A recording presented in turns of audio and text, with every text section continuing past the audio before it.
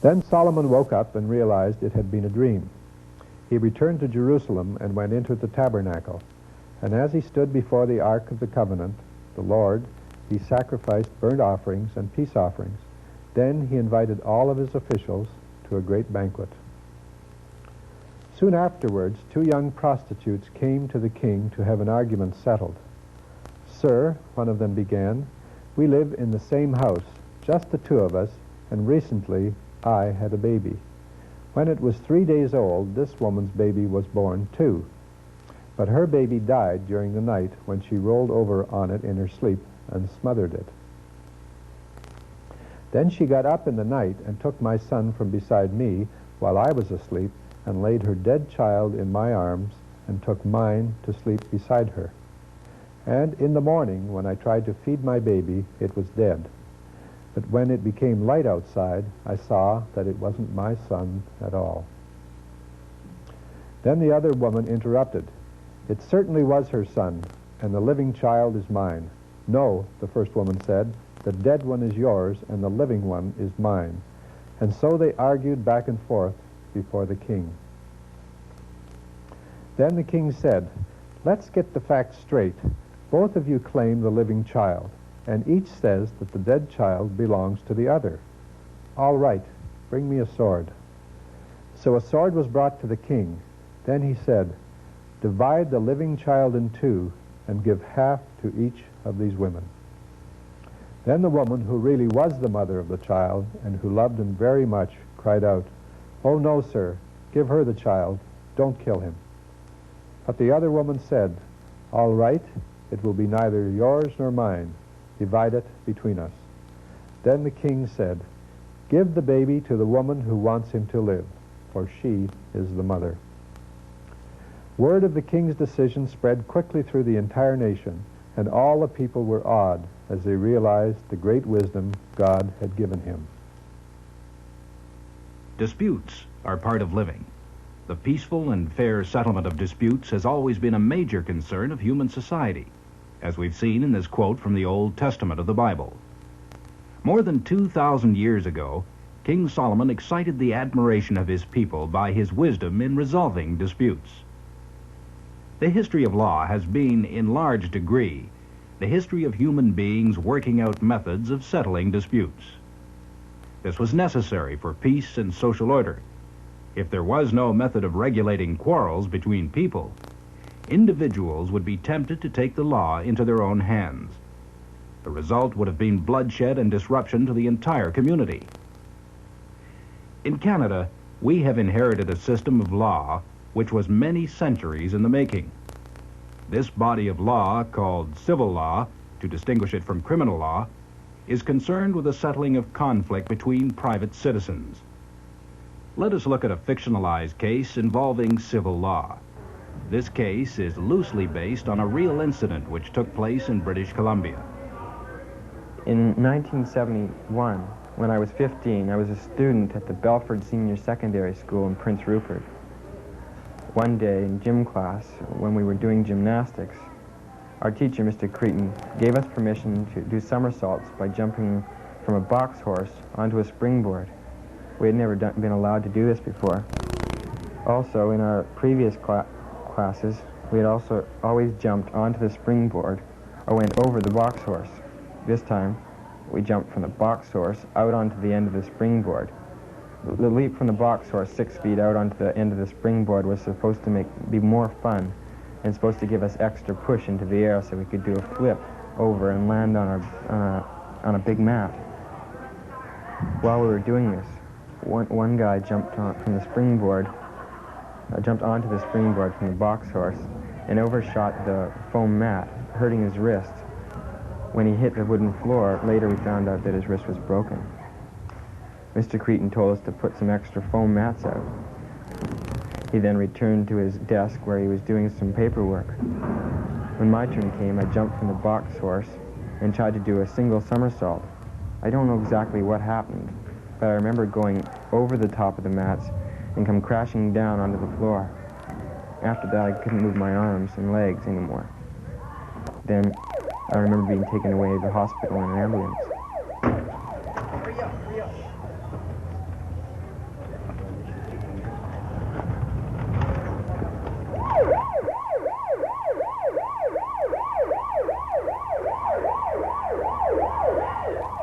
The young man here, Scott Pearson, broke his neck in the fall.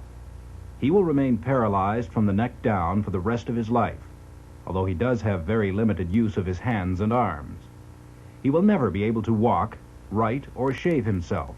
He will need constant care for the rest of his life. He will never be able to work. Under the provisions of civil law, Scott and his parents sued the school district in 1975. They argued that Scott's teacher and the teacher's employer, the school district, were negligent in their duties to Scott. How would you decide in this case? Before you can, you must look at some of the issues that the judge studied. To what extent was the teacher responsible for Scott's injuries? Did Scott contribute to his misfortune by participating in the sport?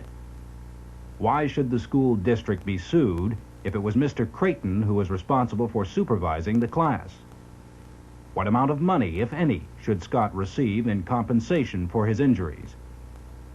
Scott's case took years to finalize and went through all 3 levels of court before a final decision was made. Scott and his parents sued the teacher and the school district for their alleged negligence. Negligence is carelessness which results in harm to you or your property.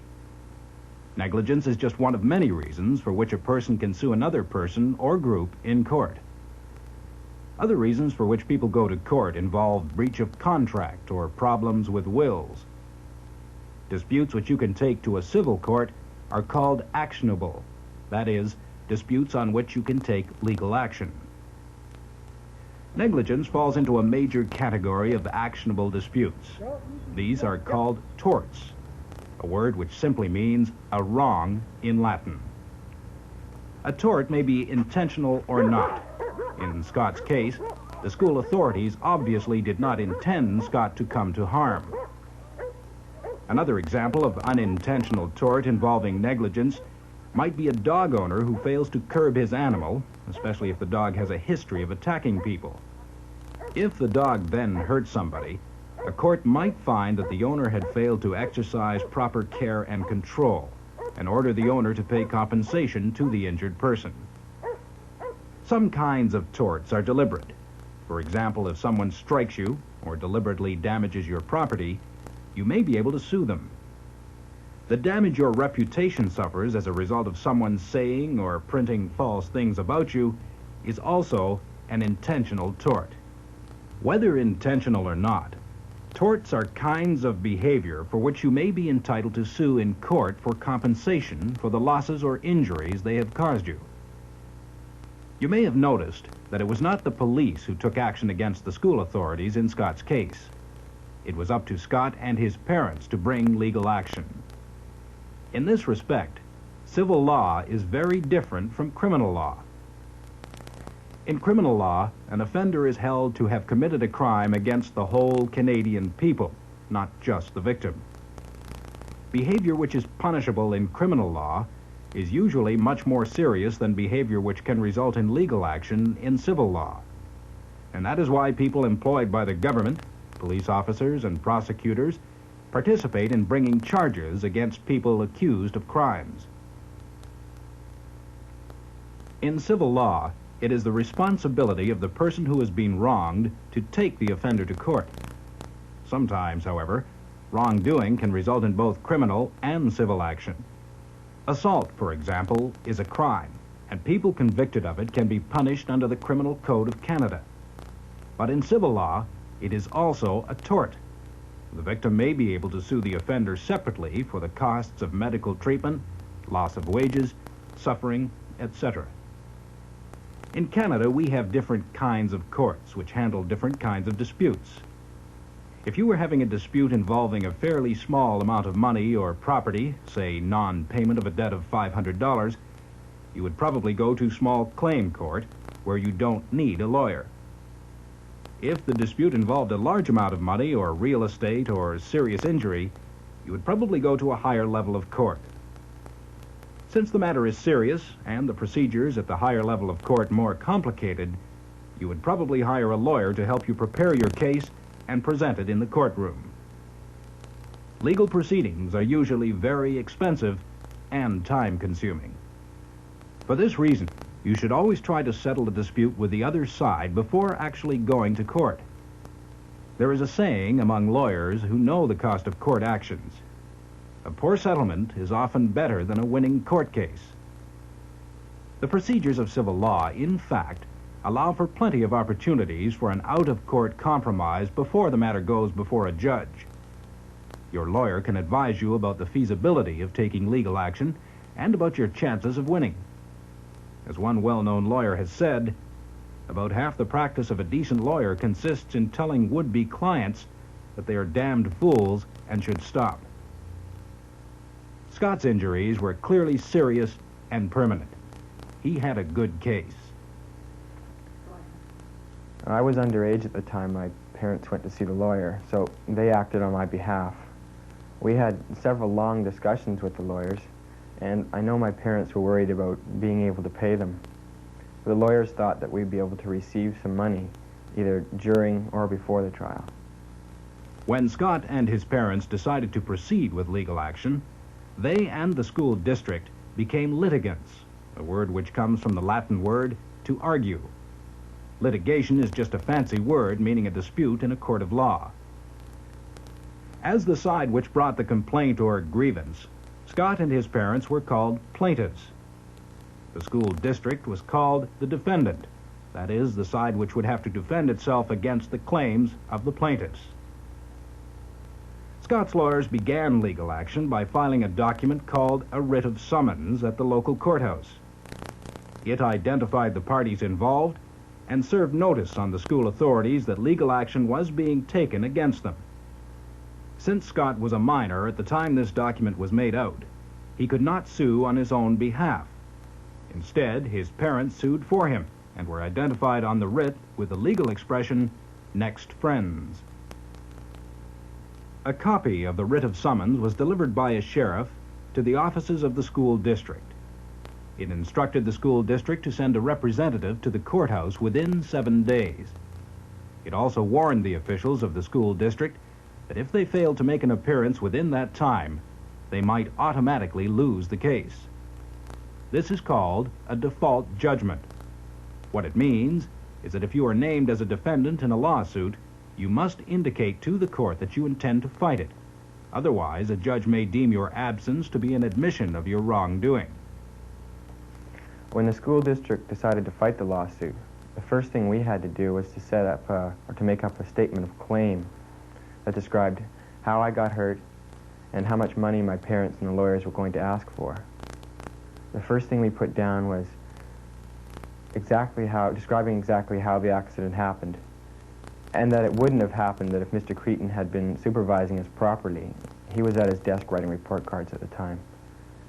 And then we put down, since I was underage at the time, that I didn't know the risk involved in doing those kind of somersaults, so I hadn't really contributed to my own injuries. The next thing we put down was we described what my injuries were and how serious they were and how they would affect the rest of my life. Since I would probably never be able to work again, we had to figure out how much I would lose in terms of wages for the rest of my working life. And since I couldn't take care of myself, there was how much it would cost to hire a nurse, and then there was equipment and accommodations on top of that, and the fact that I wanted to live at home and not in an institution for the rest of my life. Scott's lawyers filed a copy of his statement of claim at the courthouse and delivered another copy to the school district. The officials of the school district, in turn, prepared a statement of defense in which they set out the reasons why they didn't think they were responsible for Scott's accident. Copies of their statement of defense went to the plaintiffs and the courthouse. This exchange of documents permitted both sides in the dispute to know the position of the other. This process is called pleadings and requires litigants to focus on the issues that are in dispute. Sometimes at this stage, both sides are able to appreciate the strengths and weaknesses of their position and arrive at a compromise in order to avoid additional legal fees. Sometimes a defendant will concede that the plaintiff deserves a part, but not all, of the amount claimed. During the pleading, the school district decided that maybe I should get some money for my injuries. They would pay the court the money, and that money was to go to me if my parents decided to stop the lawsuit. It was a lot less than what we thought fair or equitable, so my parents decided to go ahead with the case. The next stage was a procedure called examination for discovery. During the examination, Scott's lawyers met with lawyers for the other side. The school district wanted to see medical documents which stated the seriousness and permanence of Scott's injuries. Scott's lawyers questioned school officials about their safety regulations for students in phys ed classes. This exchange of information was given under oath and written down for possible use later on in the trial. The examination for discovery is a last chance for the litigants to find a compromise solution before going to court. Both sides offered possible compromises, but they did not reach an agreement. In cases like this, where the disputing parties cannot agree, a judge may arrange a meeting or pre-trial conference at which the judge and counsel for the litigants try to clarify and narrow the issues in order to shorten the time needed for a trial. We now had to face a trial. My lawyer told us that we had a choice between what kind of a trial we wanted. We could have a trial by judge alone or one by judge and jury. There was good reasons for choosing either, he said, but the deciding factor was the extra cost of the trial by judge and jury. He explained that it costs a lot more for a jury trial when you consider the time and expenses of putting together a jury. If you lose your case, he said, you have to pay these court costs. We decided on the trial by judge. At this stage, a civil trial resembles a criminal trial in one important aspect. Both are based on the idea that there are two opposing sides or adversaries.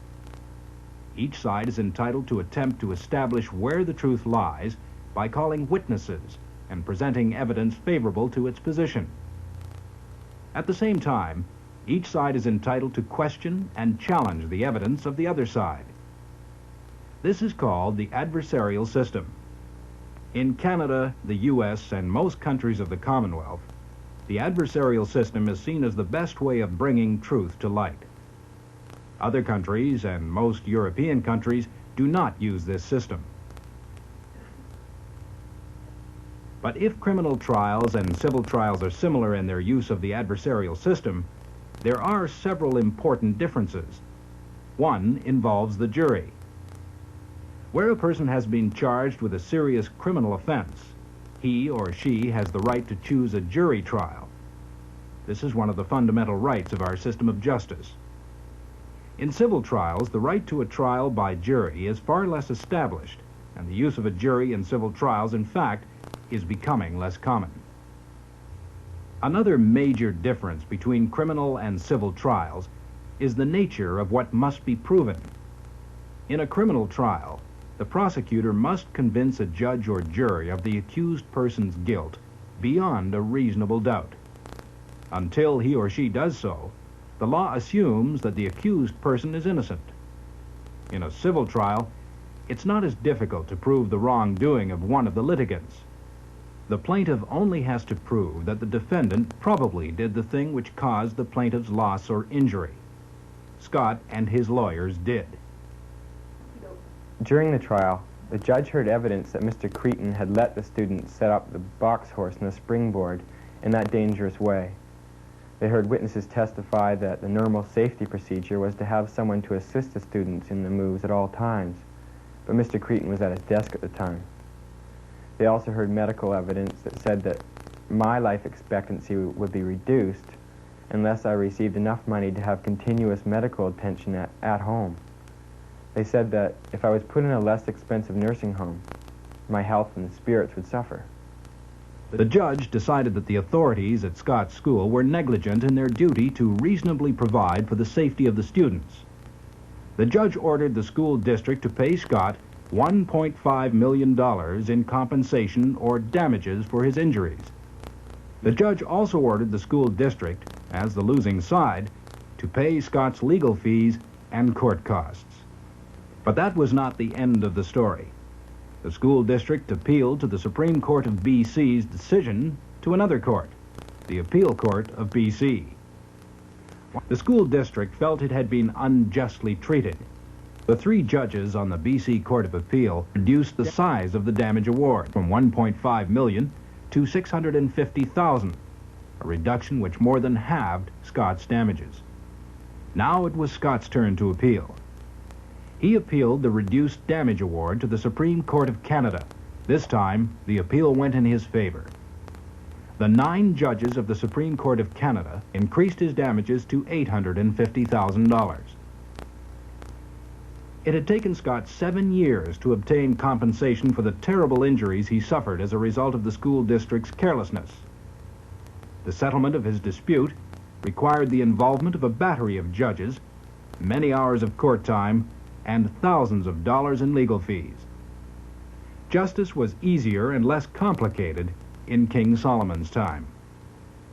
Today, the young man on whom our fictional Scott is based is living in his own home in Edmonton, Alberta.